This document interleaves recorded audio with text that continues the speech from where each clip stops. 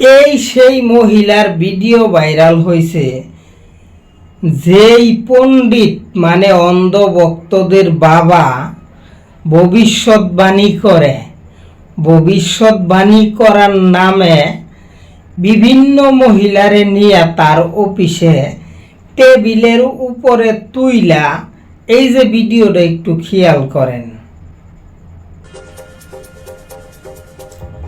58টা video viral হয়েছে, যেই জায়গায় সবগুলা মহিলারে টেবিলের উপরে তুইলা, তারপরে একটু কি আপনাদেরকে বলতে হবে, তার ভিতরে অবাক করা ঘটনা হইল, এই যে মহিলা দেখতাছেন, এই মহিলারে ভারতীয় মহিলারা, হিন্দু মহিলারা আইডল মানে উনি একজন বড় ধরনের ইন্ডিয়ান মহিলাদের আইডল।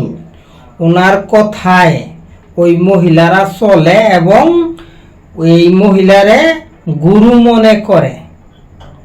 এই মহিলাও আছে। ওই 58টা ভিডিওর ভিতরে 18টা ভিডিওই এই মহিলার।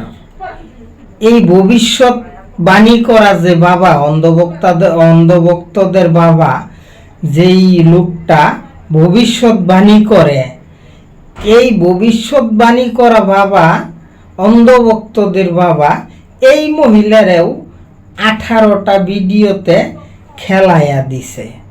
আবার এই মহিলার কিছুদিন আগে ভারতে হিজাব, মুসলমান মহিলারা হিজাব পরে, এই বিষয়টা নিয়ে এই মহিলার কিন্তু সমস্যা ছিল।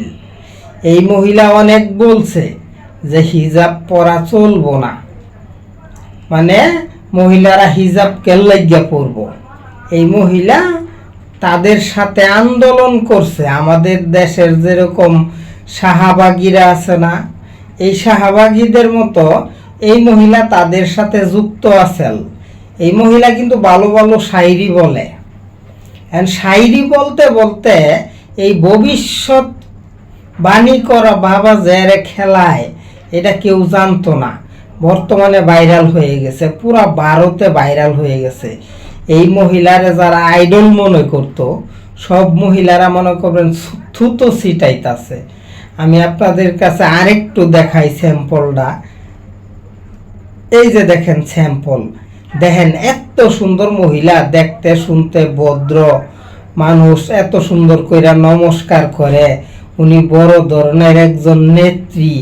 এই নেত্রীরে যে ভবিষ্যৎবাণী করার অন্ধভক্তদের বাবা টেবিলের উপরে তুইলা এইভাবে টাস টাস কইরা মাইরা দিব, এটা ভারতীয় সাধারণ মানুষের জানা ছিল না।